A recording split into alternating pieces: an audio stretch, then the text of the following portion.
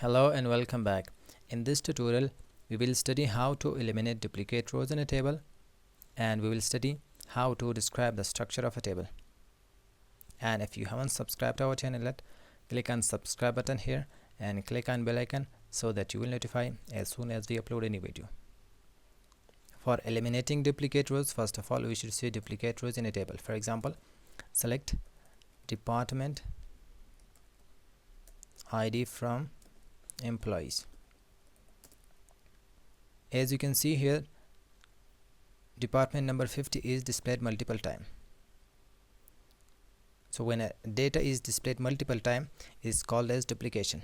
So how we can eliminate this duplication of data, and how we can display department ID only once.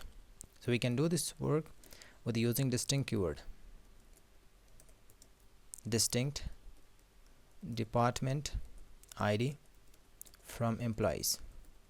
Using the distinct keyword, the duplication of the data will be eliminated. As you can see here, the department ID are unique and no duplication are displayed here in this result. So we have deleted the duplication of the row using the distinct keyword. Next, how we can describe the structure of a table. We can describe the structure of a table by using the describe keyword. Describe employees. So here we can see the structure of a table. And name heading, we can see different column names here. And in null heading, we can see that whether the constraint of a specific column is null or not null. And in the type column, we can see which type of data is stored in particular column. So in employee ID, we can store number type, and in last name we can store worker.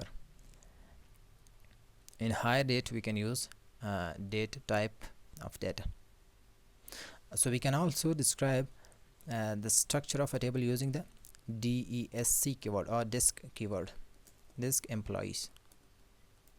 So we can describe the structure of a table using the describe keyword or the disk keyword. Both are the same. So here we reached the end of this tutorial. Do like, comment, share and subscribe to our channel. Thank you so much for watching, and see you on the next one.